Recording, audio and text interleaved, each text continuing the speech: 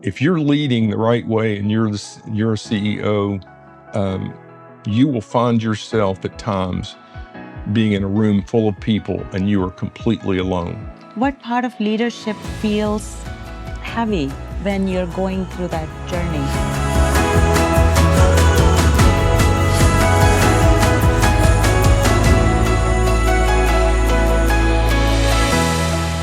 Dr. White, thank you so much for being here. And I know you have traveled a long way and we are here in London. And I can't thank you enough for taking time to meet with me. The pleasure's all mine and mine. Thank you so much for allowing me to be here. I really appreciate it. No, every time I meet with you, you're one of those people who teach me things that I didn't even know existed. So I know there's going to be so much from this episode everyone's going to learn from. You're very kind. Dr. White, I know a little bit about your story, how you became dentist. Mm-hmm. I want you to share it with me. What made you become a dentist? Mm-hmm. Well, I'd love to sit here and tell you that it was because I wanted to help out all of humanity, which is in every application I think that's ever sent to a dental school, or at least back when I was applying. But I'll be honest with you. I grew up in a very poor area, in a house that had no running water until I was 9 years old. Oh. And we were farmers, we were sharecroppers, and which meant we farmed other people's land. And I can just remember the anxiety in our family, needing it to rain at a certain time or not rain, or just so many variables that we were completely out of control of. And I didn't want to move forward in life with that same anxiety that I saw from my parents and grandparents. So I started looking around at some of the people in the local town where I was raised, and started seeing what professions people were doing that seemed to not have that same uncertainty in their lives. And dentistry, and specifically orthodontics, is the one that rose to the top. It was a job that I felt like I could enjoy doing, and it would provide me the security and the stability that I was looking for in my life as it was going to play out. And Dr. White, so not just dentist, orthodontist, and coming from family of farmers, how was that journey? It was long and not direct. Okay. Yeah. Nobody in my family had ever gone to college, and so after the crops were out of the field in 1981, I got in my car and drove to Lexington, Kentucky, which was about 7 hours away from where I grew up in West Tennessee. And I had a distant relative, who was at school there in a school called Transylvania University. And I just wandered up onto the administrative building steps one morning on a Saturday, and waited around because no doors were open until this older gentleman came up and approached me and asked me what I was doing there. And I told him I was there to go to college.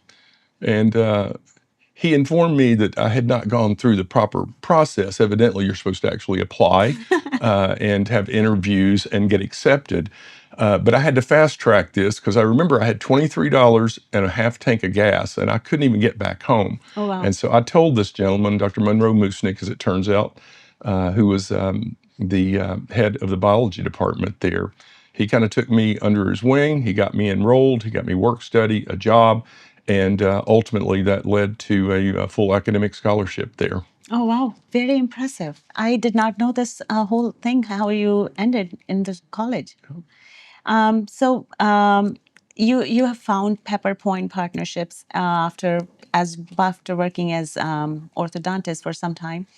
What made you develop a DSO, or the structure you have? Because your PepperPointe is it's an organization we all look up to. Hopefully one day other people can be like that. Yeah, so really what it came out of was two things that happened at the same time, Aman. That was the complexity that had come to dentistry, and the fatigue that complexity was creating for the dentist and for the practitioners. And what I mean by that is the technology that was coming into play, the complexity of regulations, the insurance companies, and all that surrounds the revenue cycle management side of things, that dentistry became extremely complex. And it's different than a lot of industries in that the dentist is the provider. They're having to do the work while at the same time manage the complexities of a business. And so many of them just became exhausted. At the same time, consolidation was occurring in dentistry.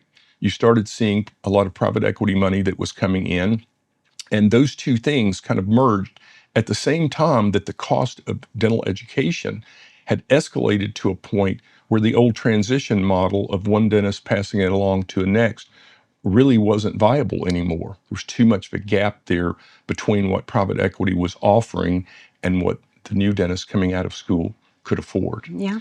So looking down the road at that, I was seeing that the doctor ownership was leaving dentistry, and it was happening pretty quickly.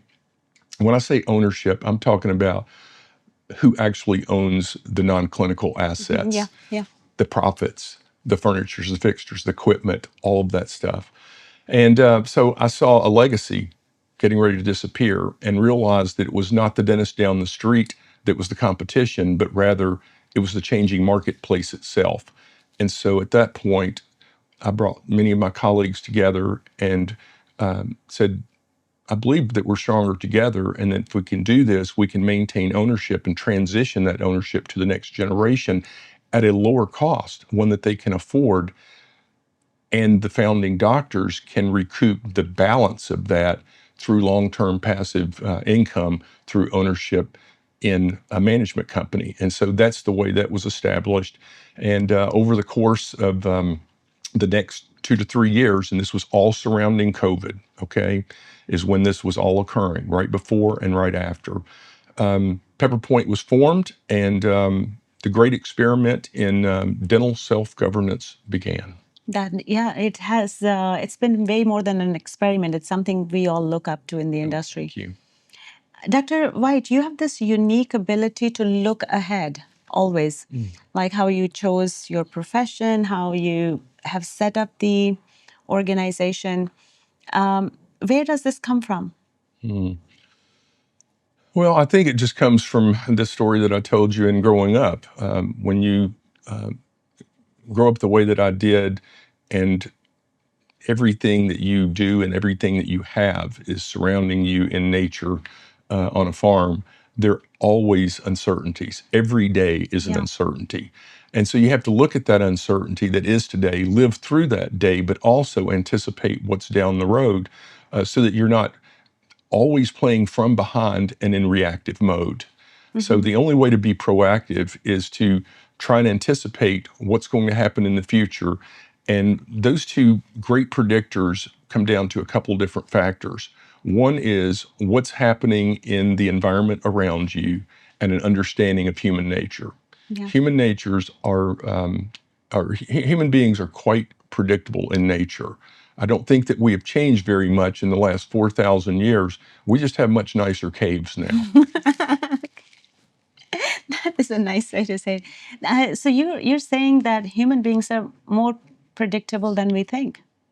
Yes. Do you want me to elaborate on Yes, that? please do. I am in awe because I always hear that they're so human behavior can be very unpredictable, but you think it's predictable. Well, they Yeah. are predictable in this sense that most people are motivated by fear, fear of loss, Yeah. much more so than they're motivated by gain. And if you understand what people are afraid of losing and you can anticipate that and try to mitigate that for them and show them a path forward, that generally they will respond favorably toward that. But I also believe that humans by nature, and it's becoming even more so now from a cultural standpoint, especially in the United States, that there's a tendency toward self-focus. I can remember having a camera for 25 years and never once thought about turning it around and taking a picture of myself. Yeah. And now I don't know the last time that I actually saw a photograph of someone without them holding the camera. Yeah. So if there's ever a clear indication that self-focus has become the primary, I would say just take a look at the photos that you see. Yeah, that is such a unique perspective. Yeah, I've never thought of it. I was going to ask you, I think you've elaborated that how the way you have set up PepperPointe is looking ahead, making sure your partner dentists are not just good for today, but their next generations are taken care of. And I can see where it's coming from, where it has to be very complex. And I know you've made a lot of personal investments time after time, have or if any time if needed to rescue, you have been there. Why is this so important, even with today's very, very challenging work environment, economy, and everything? You just make sure this is your North Star. Why? And how? So here's where I would say this comes from. The practice that I was in, the orthodontic practice, White Career Married Orthodontics, in Central Kentucky, we invested tens of millions of dollars back into the community through schools and the arts and sports, you name it, 300 communities over a couple of decades.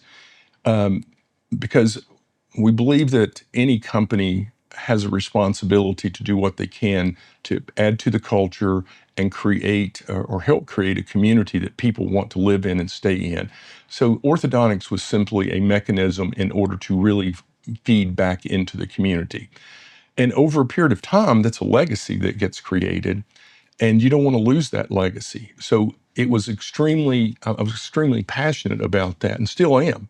And, I'm 63 years old now, Aman, and this is how I choose to spend the rest of my years, is doing this because I care so much about it. I would say that the greatest challenge in the PepperPointe model, the model of self-governance, the model of the doctors truly owning all of the assets, clinical and otherwise, in the practice, is the one side of that coin is they own it all. Yeah. And they have all of the power and the control of it. The other side of it is that they have all the power and the control of it and can make all the decisions. And when you bring together a group of independent dentists that have been independent and in their own little micro environment within the four walls of their office, and you try to bring 30, 40, 50, 60 of them together to function as a group with that self-governance and that free will, it is very, very difficult to keep them all focused on the same goals. Yeah. Because we naturally tend to revert back to that natural human behavior. Yes. I was actually just going to ask, was there ever a pivotal moment, a decision, or a setback that you want to mention and that has helped you shape PepperPointe today, or maybe as you look ahead? Is there something you're like, oh, that was the moment, and it just sticks out for you always? Well, the first moment was simply the realization that a third option needed to be formed. Yeah. Going it alone in a private practice is just death by 1,000 paper cuts. Yes. It really is. It's margin So margin true. compression, the regulations, and especially post COVID with the staffing issues, Yeah. and rising inflation rates, and supply shortages and all that goes with it, just incredibly difficult. As you move forward from that, though, you still have the residual effects from it, and I wouldn't say that there has been any great moment since then that has shaped PepperPointe. I think PepperPointe is, as I said, it's an experiment. Can dentists really come together and focus to move forward? And so it is a daily challenge to always try to hold that together. And I would say that rather than them being pivotal moments or specific times, it is just a daily grind that I embrace. Yeah. And you just sometimes, you look around and you're like, man, this just sucks. And then you just got to embrace the suck. Yes. It has to be wearing to deal with so many human emotions, and especially sometimes it's 5 steps backward and 2 forward, right? And Yeah. I know you like progress and you like to do it at a good speed. Yeah. Now, I do move fast, and the results have been incredible. The Yes. financial results they don't of happen without PepperPointe, good leadership. it has been absolutely amazing. And you just keep pressing forward. And I just believe ultimately that a leader has to have a couple of qualities in them. They have to get up every single morning with fight in them. Yeah. They've got to embrace the fight and just charge into it every single day. And no matter what's happening, no matter what the circumstances is, you never, ever believe you're going to lose. Mm-hmm. You cannot ever think for one moment that you're ever going to lose, because you're not. Mm-hmm. Winners will not ever face the possibility of loss. I like they will that. fight for it, and they will fight forward. And I get up every single day, and my mindset is just make a little progress today Mm-hmm. by always doing the next right thing. And the next right thing is rarely popular, Yeah. but it's always the right thing. And It's I a will live necessary by thing. that and stand by that in everything that I do. Dr. White, what do you believe CEOs get wrong when they are thinking about building these lasting teams and persevere through challenges? Yeah. So, two things. But I'm going to preface that by saying, first of all, you have to have the time to be able to do it. And in today's consolidation, the predominant model has a 3 to 5 year window. Yeah. Recap to recap. And so you've got this time limit set on it. It's a time bound, finite period. And you have to do two very important things, whether you're in that model or not. Number one is you have to have a clearly defined purpose. Mm-hmm. And you have to stick to that purpose. It doesn't mean that the strategy can't change, the tactics can't change, but the purpose has to be known, and everybody has to understand it, and you've got to constantly repeat it. The second thing is you have to establish and maintain a strong culture. You have to have the right people in the right seats. And what I mean by that is the right people are the people that believe in the same core values that you believe in. Right seat means they are uniquely capable of doing the job that they're in. Once you accomplish that, you got the purpose, you got the right people in the right seats and the right processes. Now it's about accountability. You absolutely have to hold people accountable. And in order to do that, you have to have specified roles and responsibilities and measures in each of those seats. And if you ever allow accountability or if you do not hold people accountable, then you're going to start seeing a deterioration, because you get the culture that you tolerate and you get the culture that you deserve. Absolutely. And it's easier said than done. I mean, holding people accountable and with everything, especially with, current staffing challenges, sometimes you're like, oh my gosh, there's so much institutional knowledge. Yeah. It's hard. So what do you recommend in those situations? I deal with it so many times. It's like it's better than what I will get in next 6 months outside. Yeah. It is a challenge, but I believe that great cultures attract great people. And the people within your organization generally know more people like them. That's true. And so we recruit pretty heavily from the people that we already have. What are your best friends doing? Yeah. Okay. Let's bring them in. Let me talk to them. Yeah. You always know whether your culture's good or bad by who's leaving. Okay. If the people you want to leave are leaving, you're right on. If your good people are leaving, the people that are great for your culture, and I don't mean people that are great for their job. Yeah. I have been around people that really believed in what we were doing at various points in time, and then became non-believers. And it's time for them to move on. Yeah.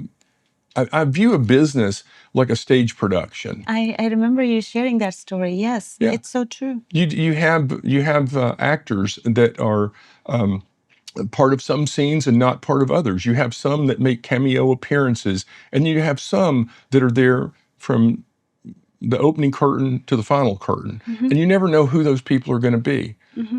So since you don't know who the people are going to be that are going to be on the stage at the end of it, you have to stay true to the plot. Yeah.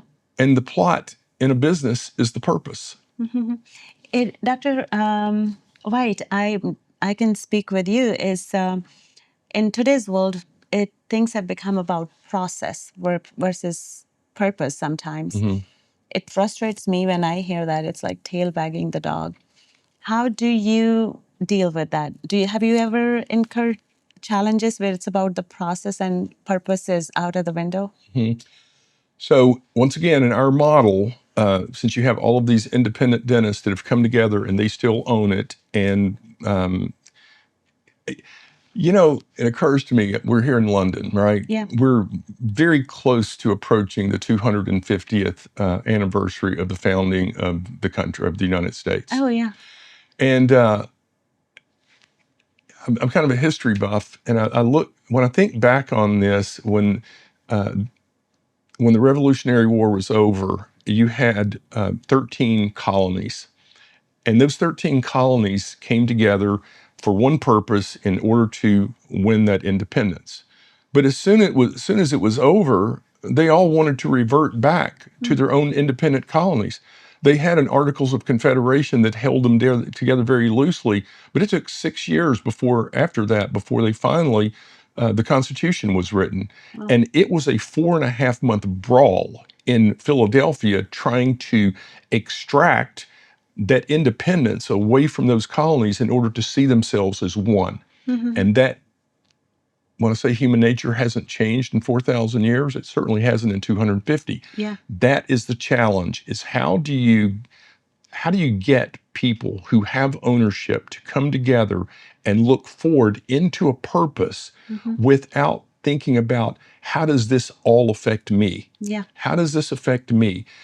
The big we is way more capable than the individual I. And that's what we have proven at PepperPointe over time, is if you can get them to stay together and focused on purpose, you get amazing results. Yeah. But I also find that it's much easier to bring people together in wartime, such as the revolution or such as around COVID, than it is to hold them together in peacetime. Greed kicks in. And I was listening to something where they say, if you acknowledge it, it's like, what is your greed? What is my greed? Then you're speaking from the place of honesty. Yeah. And then it's just on the table. Yeah, it is, because every single organization has issues. Yeah. If you take a look at dentistry right now in the consolidation, there's probably 85% of the dental service organizations that were scheduled for recap since the summer of 22 that have not occurred yet. And there's no real clear line of sight for that occurring. Yeah. So you can look at that and say, okay, that grouping has issues. And within that big, broad issue, there's micro issues all the way down. Labor shortages, turnover, incentive alignment, all of the things that go into creating a fragile business. Yeah. And what we're all trying to do is build durability. And you build durability by having aligned incentives with all of the stakeholders and keeping them aligned toward a single purpose. That's the goal. And durability in an organization means that you thrive in the great times and you survive through the bad ones, because your belief in the purpose is far greater than the individual self-centeredness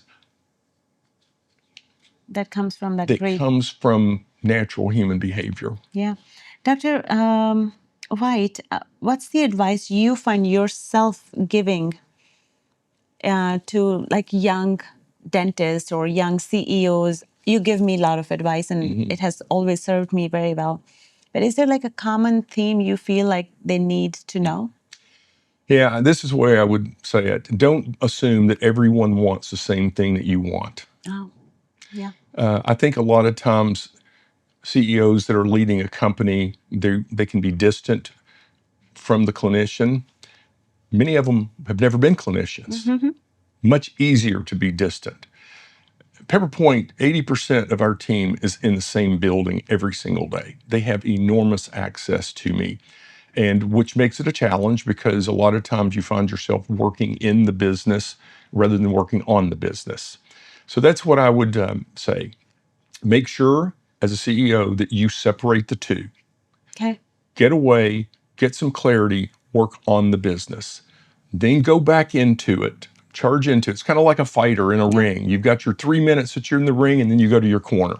You've got to get to that corner in order to refocus before you get back into it again. And then don't assume that everybody wants what you want. Every single individual in any job, I don't care where it is, they're ultimately there because they have needs in their own life. They have their wants, they have their desires, they have their goals. It's usually very local. It's family, it's friends, it's community, it's whatever. And if this isn't helping them, if their job and their position is not helping them meet those personal, financial, and professional goals, they will not stay. That's so true. And so just assume that everybody has their own specific reason for being there and rally around purpose, rally around incentives and alignment in order to create something durable. And Dr. White, do you believe that great leaders they're born, or they created by pressure, by instinct? Where they come from? So I would say that entrepreneurs are born entrepreneurs. Okay. Entrepreneurs and leaders are not the same thing. And I have found that out. Being an entrepreneur and a founder is very different than being a CEO. And those can work together beautifully, and they can work against one another. And I have found in my own experience, I have seen both at times. Founders and entrepreneurs want to charge hard. They see it. They see the vision. It's as clear as a beautiful day. Yeah. And you want to get there so fast. You just want to charge into it. But a lot of times you forget, or you don't accurately reflect what it is that you see. And the others will not charge into that as fast as you will. It's fine if you're a founder in your startup and you have people with that same vision as you're beginning something. But as time goes on, a lot of the people that were there that founded it with you, they're not the same people that are around you now. And it's like blazing a trail through a forest. I can get through it because I know my way. But if I go too fast, then vision of me gets lost from the trees that's in between us, and people will stop. Yeah. So that's the challenge, is taking that spirit and that vision and that foresight and being able to see around those corners and bringing other people along with you at the same pace. What helps with that? How do you bridge that gap? You got to slow down. Slow down. You got to slow down. You got to look around. You can say, all right, who am I leaving behind here? And I would say as a CEO, if there's one thing that I would change about how I have approached it, I would slow down and bring people along more gradually. But it is so hard to do because it's a personality type. So yes, you're a born entrepreneur. You develop leadership skills. Now, there are natural born leadership skills that people have, but if left unharnessed, they create complexity and chaos. Yeah. What part of leadership feels heavy when you're going through that journey? You're alone. You're alone. You're always alone. Everybody has somebody that they can go to help them solve their problems. If you're leading the right way and you're a CEO, you will find yourself at times being in a room full of people and you are completely alone. Yeah. And the reason for that is you're having to make calls on 5149 decisions every single day.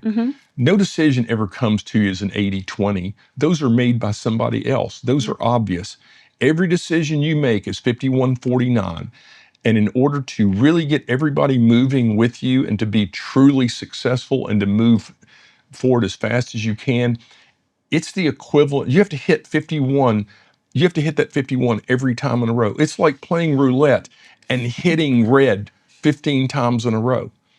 It's impossible to do that. Yeah. And so you have to accept that you're going to miss some calls. Yeah. And you cannot let that phase you. You cannot be weak.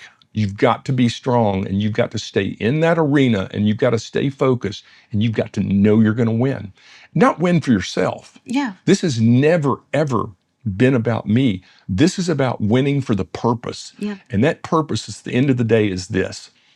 I believe that doctor ownership, if directed in the right way, in group, no longer isolated, because isolated dentists do not necessarily always perform the best treatment. It comes down to what they're willing to accept in themselves, because there's generally nobody to see what they're doing. Yeah.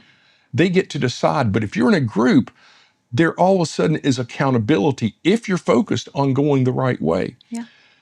I believe that is ultimately where dentistry needs to mature as it comes out of consolidation, is it needs to mature into that sort of utopia Yeah. that will never exist. But at least we can strive for it, because ultimately the dentists are simply the hands Yeah. that do exactly what dentists are supposed to do, and that is care for people, care for patients. None of this is about dentistry. None of this is about the dentist. None of this is about me. This is how do you put something in place that is going to provide the best care for the people that blindly trust you. Absolutely. And it's such an intimate need, because smile is their life. Dr. White, I want to know, like, how your relationship with ambition, has it changed from the beginning to now? Has it changed? You continue to stay as ambitious as you've beginning, because you want to see it through. Yeah. I've given 43 consecutive years of my life to dentistry. Yeah. I wouldn't have done that if it wasn't important to me. I've always made every single decision through the lens of what's in the best interest of the patient. I did that as a clinician. I do it as a CEO of PepperPointe right now. It's not always popular, Aman, I know. because It's hard. there is a natural tendency toward expediency, taking the easy path. Life is hard. Every day is hard. Choose And which doing hard you're going to take. Yeah, doing things right is even harder. Yep. But I just stay true. I will always do the next right thing. That's wonderful. That's it. Dr. White, do you have a support system in your life that keeps it balanced? I know Michelle and your kids, but what do you think you drive your strength from? Yeah. It's my family, my faith. I ultimately believe that I am here for a purpose. In my faith, it says you're here to serve others. That is the second commandment. The second great commandment is to do that. And so I will spend my entire life doing everything that I can to serve others until I don't have a breath left. Oh my And gosh. I will do it in the very best way that I know how. I will not be perfect.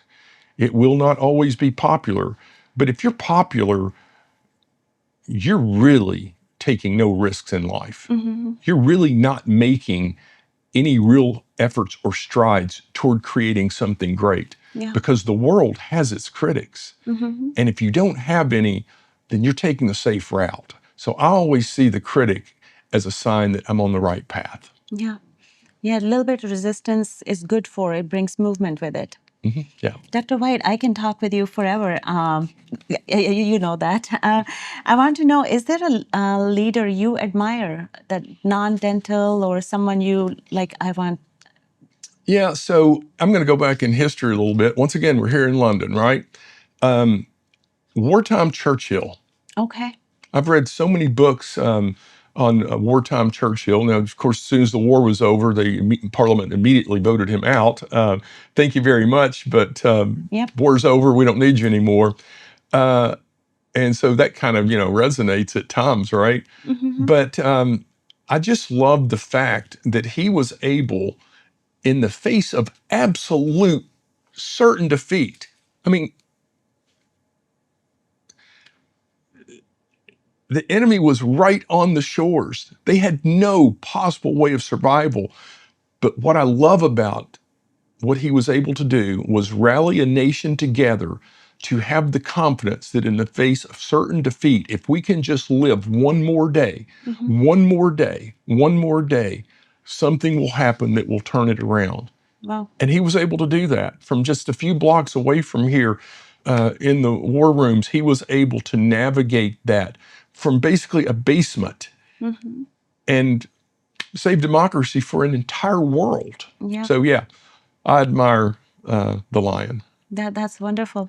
Well, thank you so much, Dr. White. It's been quite a pleasure. I am going away from this episode so many things personally, learning from here. Thank you so much for being here. It's been my pleasure, Aman. I always love talking to you. Likewise. Thank you. Thank you.